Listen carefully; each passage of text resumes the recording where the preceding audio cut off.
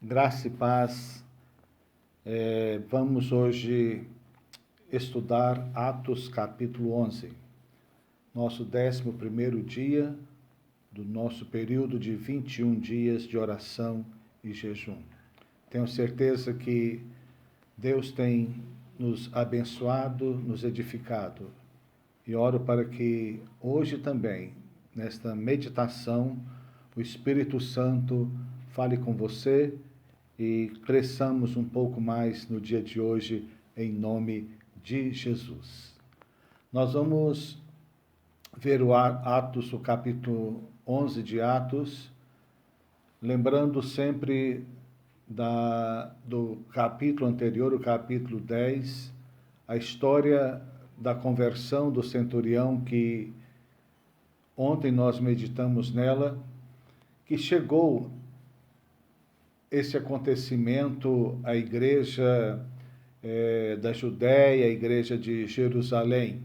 Então a notícia andou rápido, embora naquele período não tivesse a tecnologia de hoje, também havia como as notícias andarem, e elas andaram bastante rápido, principalmente quando se falava ali de Jesus, da igreja, porque de certa forma, pelo fato de estarem dentro de um domínio romano, do Império Romano, a notícia corria bastante rápido. E não foi diferente neste contexto da experiência de Cornélio, de Pedro.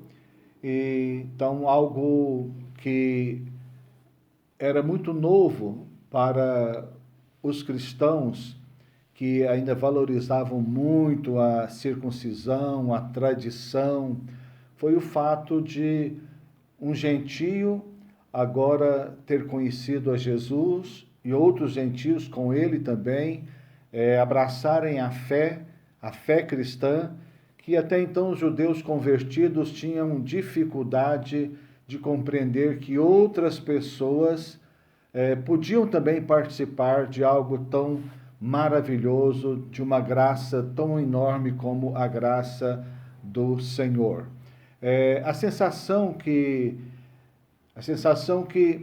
eles deveriam ter, de fato e de verdade, é que era uma maravilha, era algo extraordinário o Evangelho ter caminhado e ter alcançado outras regiões, porque a igreja, como dispersou, estava pregando o Evangelho em outros lugares, e era tão importante que isso acontecesse, porque estava cumprindo o ide de Jesus, mas os discípulos, muitos deles ali em Jerusalém, ainda não entendiam que o Evangelho era para toda criatura, e todo aquele que cresce seria salvo, né?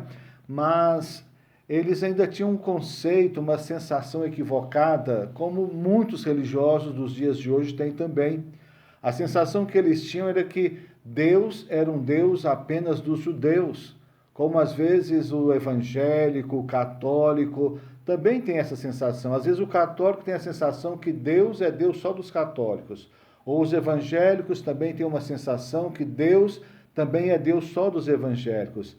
E de fato Deus não é um Deus específico de nenhum segmento religioso, nenhum segmento cristão. Deus é Deus daqueles que creem, daqueles que o recebem, daqueles que o querem.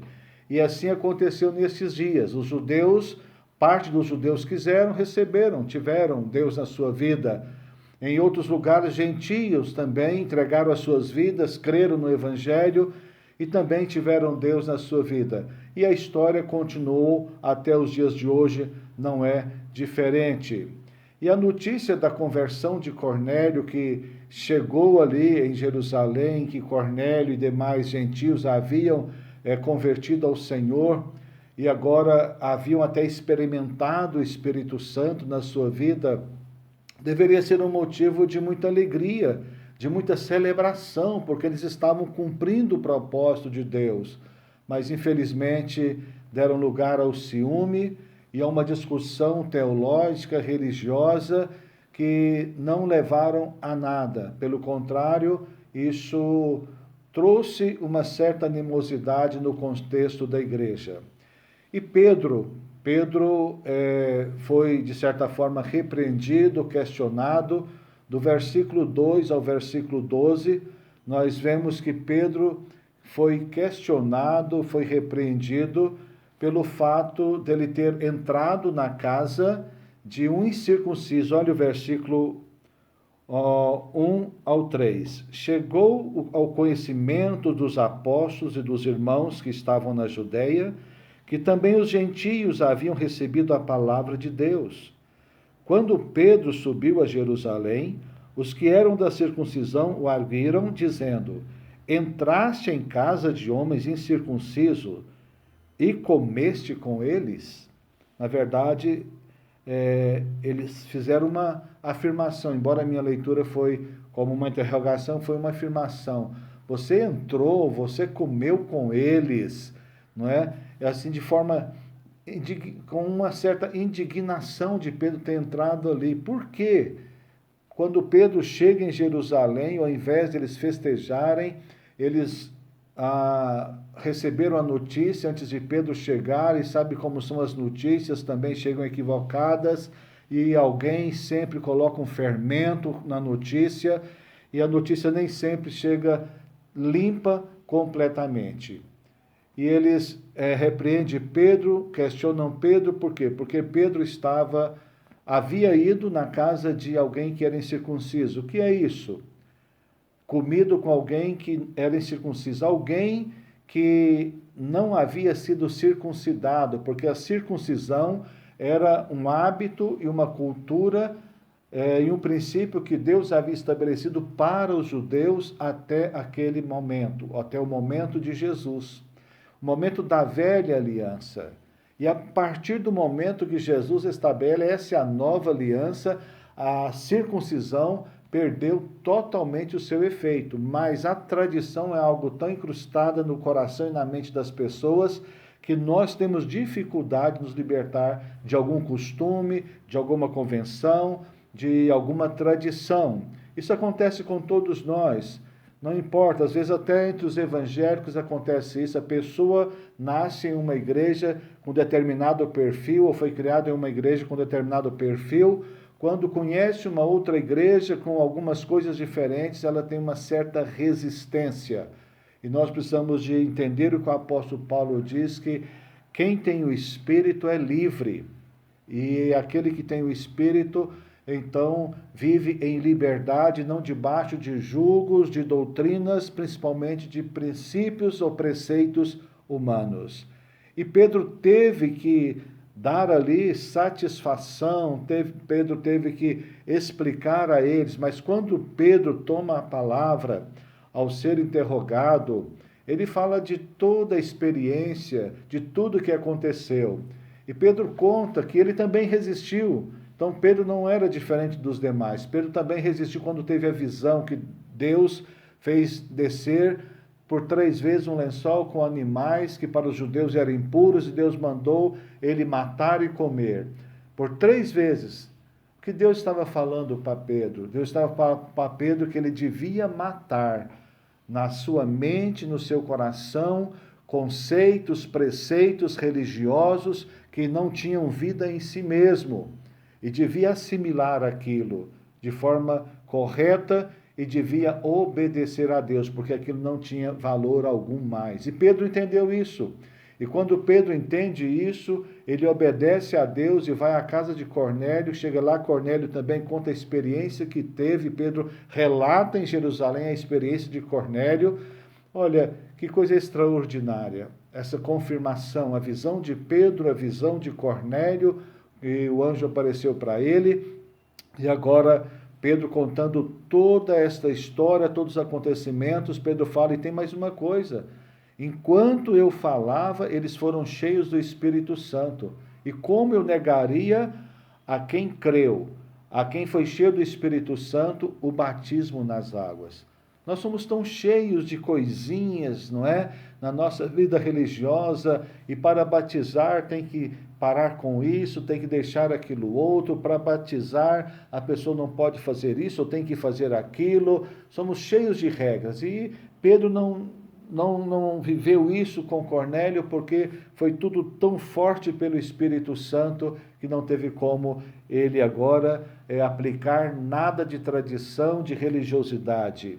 Lembra do eunuco com Filipe? Da mesma forma, foi imediatamente, ele creu, ele já foi batizado, não teve que fazer curso de batismo, não teve que deixar um comportamento, não teve que largar nada, não teve que mudar nada na sua vida, a não ser crer de todo o coração.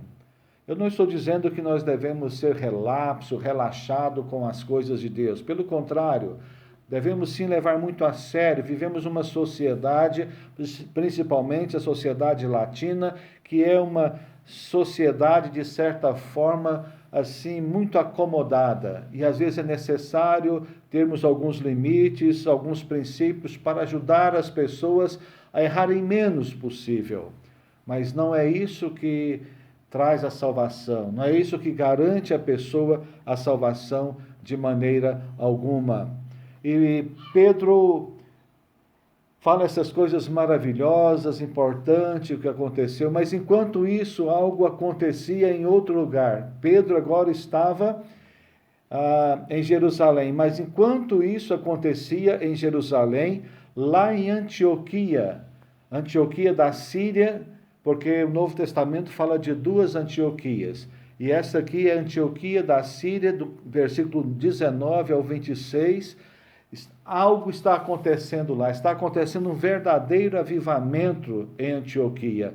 Então, várias coisas importantes acontecem ali, porque os judeus que saíram de Jerusalém, a princípio começaram a pregar só para os judeus, mas agora estava começando também a multiplicação.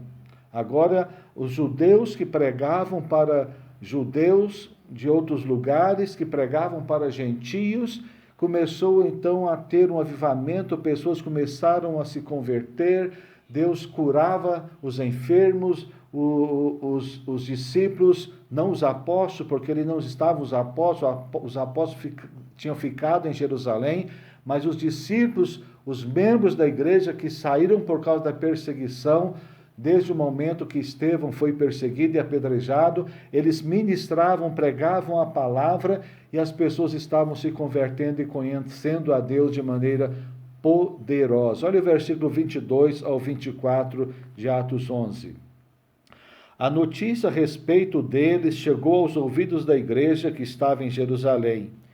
E enviaram Barnabé até Antioquia. Toda notícia que acontecia fora de Jerusalém, com a igreja, com os discípulos, chegava em Jerusalém. A de Pedro com Cornélio chegou em Jerusalém. Agora de Antioquia também chega a Jerusalém. Olha bem o segmento do versículo. Tendo ele chegado, ou melhor, 22, a notícia a respeito deles chegou aos ouvidos da igreja que estava em Jerusalém, e enviaram Barnabé até Antioquia. Olha só, Barnabé estava em Jerusalém. Quando souberam que lá em Antioquia as pessoas estavam se convertendo, eles entenderam que precisamos de mandar alguém mais maduro, mais experiente, para fortalecer e edificar a igreja naquele lugar. E mandaram então Barnabé. Tendo ele chegado, Barnabé chegado, e vendo a graça de Deus, alegrou-se e exortava a todos a que, com firmeza de coração, permanecessem no Senhor. Barnabé foi ali para consolidar os crentes. Isso foi assim algo assim muito, muito, muito lindo, muito poderoso. E o 24, porque era homem bom, Barnabé era homem bom, cheio do Espírito Santo, cheio de fé, e muita gente se uniu ao Senhor. O processo só continuou com ele ali. E algo poderoso, algo tremendo continuou acontecendo. E Barnabé ficou ali por um período, por um tempo, ensinando, trabalhando, mas Barnabé era tão sensato e de um coração tão humilde, tão tremendo, que ele entendeu que ele podia trazer mais alguém. E sabe atrás de quem ele vai?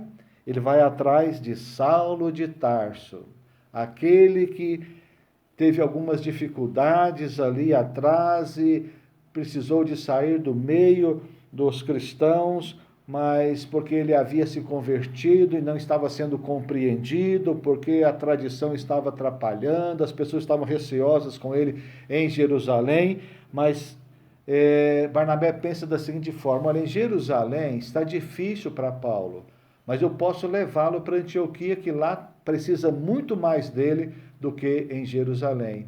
Um princípio tão claro, não é? Tão claro que onde mais necessita é onde mais nós devíamos enviar pessoas. E às vezes isso não acontece com a igreja. E ele foi atrás de Saulo de Tarso e o levou consigo para Antioquia, para ali fazer o trabalho, continuar com o trabalho. E diz o texto que por 3 anos eles ficaram em Antioquia ensinando a palavra de Deus.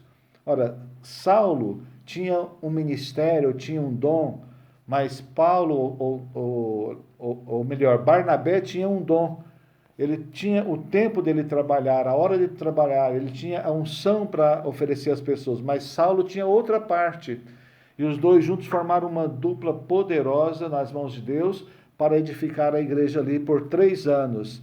E algo aconteceu, impressionante, que a influência de Barnabé e de Paulo juntamente fez com que a igreja, pela primeira vez, ali em Antioquia, fosse chamada de cristã.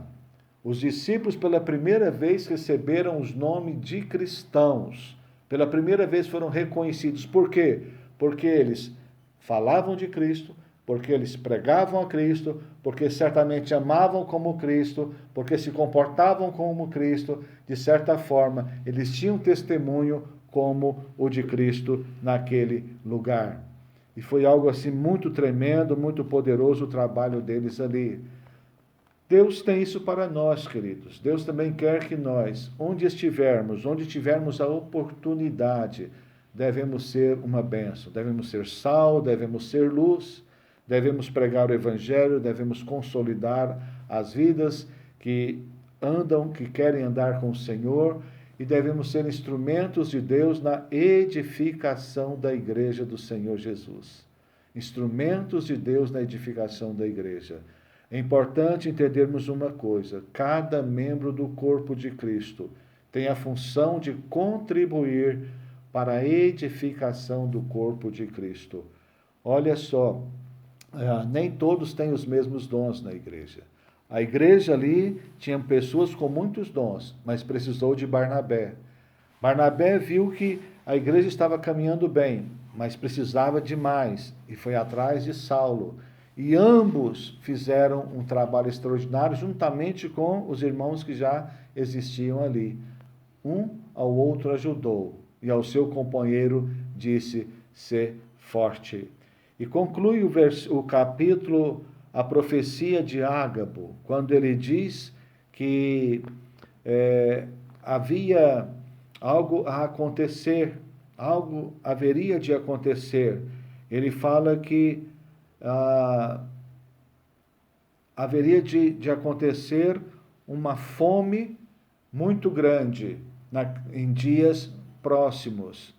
E quando ele profetiza isso, Ágabo é aquele mesmo profeta que um pouquinho na frente profetiza, pega o cinto de Paulo e profetiza que ele seria amarrado, seria preso, não é? É o mesmo que profetiza essa questão das necessidades e que aconteceriam, que viria uma grande fome por todo o mundo. E sabe o que ocorreu? Nesse momento, a igreja não pensou 2 vezes, já começou a trabalhar em função daquele propósito.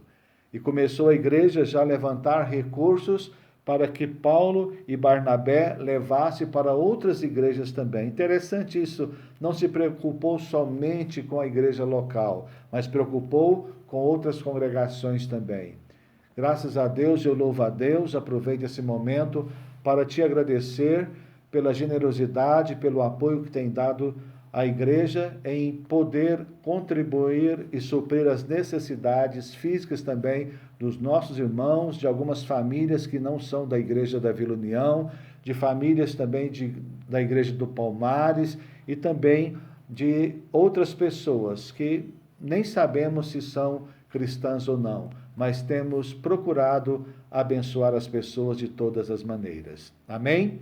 Que Deus aplique esta palavra no seu coração. Quero orar em nome de Jesus para que você seja cada vez mais fortalecido e abençoado no Senhor, em nome de Jesus. Pai, em nome do Senhor, eu te agradeço pela palavra viva e poderosa, e que o Senhor possa aplicá-la no coração de cada pessoa que ouviu, que assistiu nesse momento. Eu te agradeço, Deus, declarando vida, unção, graça e, sobretudo, Deus, entendimento segundo a tua vontade, em nome de Jesus. Amém. Amém. Deus te abençoe e até o capítulo 12.